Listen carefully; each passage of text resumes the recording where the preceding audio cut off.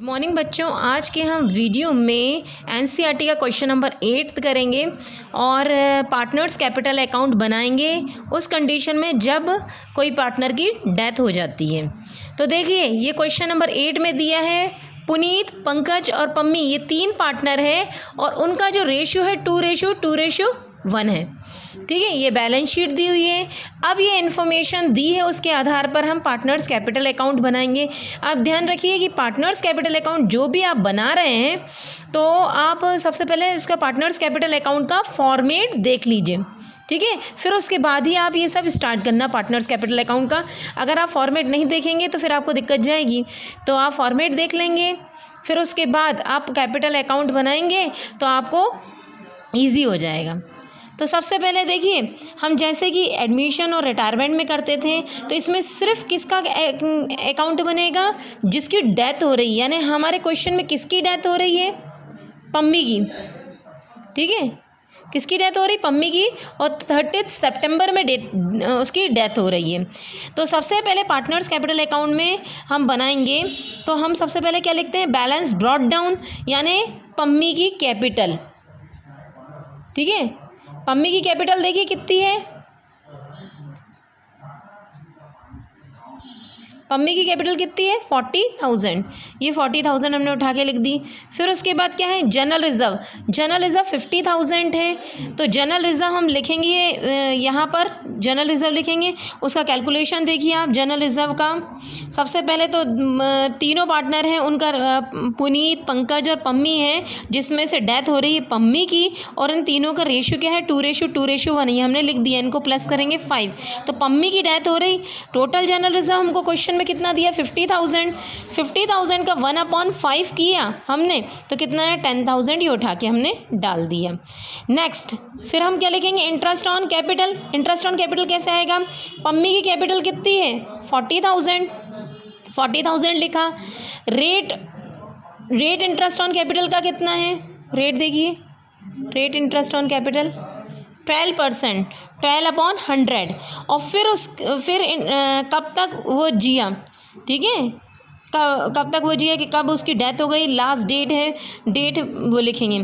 तो ये जो एंडिंग मान रहा है 31 मार्च मान रहा है एंडिंग, तो ओपनिंग क्या होगी? 1 अप्रैल टू 30 सितंबर। ये देखिए डेथ की डेट दी 30 सितंबर। अप्रैल, मई, जून, जुलाई, अगस्त, सितंबर, कितने मंथ आए? 6 मंथ आए। ठीक है, तो 6/12 कर दिया। कैपिटल लिखी हमने, क्या रेट ऑफ इंटरेस्ट लिखा कैपिटल का 12/100, और कितने मंथ तक वो रहा, उसने वर्किंग की, वो लिख दिया हमने 6/12। तो कितना है? 2400। ये उठा के हमने लिख दिया। नेक्स्ट क्या लिखते हैं हम? Profit and loss suspense account लिखते हैं ना, फिक्स। तो profit and loss suspense account आप देखिए, उनने प्रॉफिट के लिए हमें क्या इन्फॉर्मेशन दी? फर्स्ट पॉइंट दिया हुआ है।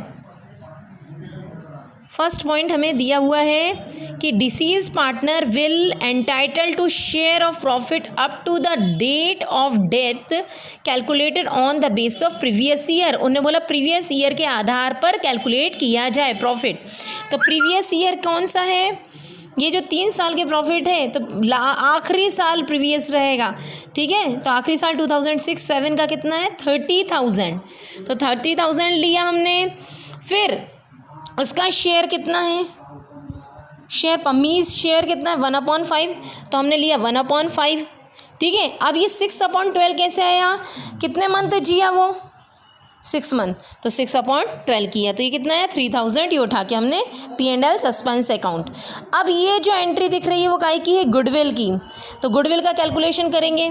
गुडविल का हमको जो प्रॉफिट्स दिए हुए हैं 2004, 2005 और 2006, ये हमने लिख दिया।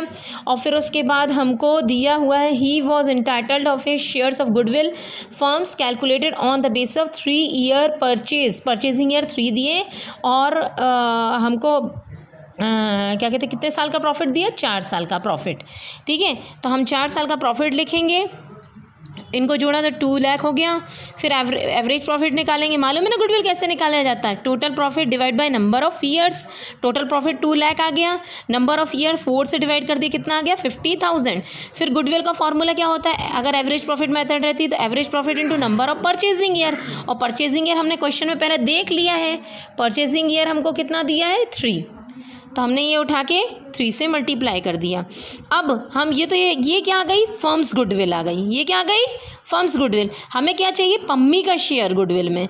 तो पम्मी का शेयर ये 1,50,000 ही लिखा। पम्मी का शेयर कितना है? 1/5। तो ये 1/5 किया तो कितना है? 30,000। क्लियर?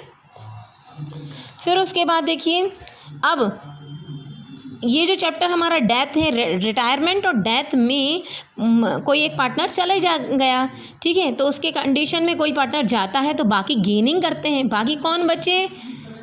ठीक है, पुनीत और पंकज। पम्मी को हटा देंगे, क्या रेशो बचा? 2:2। अब 2:2 को हमने काटा, ये क्या हो गया? हमारा गेनिंग रेशो। ठीक है, 2:2 को काटा तो ये क्या आ गया? 1:1 हो गया। अब ये जो गुडविल आई थी 30,000, पम्मी शेयर्स ऑफ गुडविल आई थी 30,000, ये हम बांट देंगे किसमें? जो गेन कर रहे हैं। गेन कौन कर रहा है? पुनीत और पंकज। ठीक है, पुनीत कैपिटल अकाउंट जो गेनिंग डेबिट, और जो सेक्रीफाइस कर रहा है यानी डेथ हो रही जिसकी, वो सेक्रीफाइस ही कर रहा है, वो क्रेडिट हो गया। तो पुनीत पंकज जो गेनिंग पार्टनर है वो डेबिट हो गए, और पंकज क्रेडिट हो गया। और कितना किस हिसाब से? 1:1 है, तो 1/2 किया तो दोनों का इक्वल ही आएगा, और टोटल 30,000 था। क्लियर?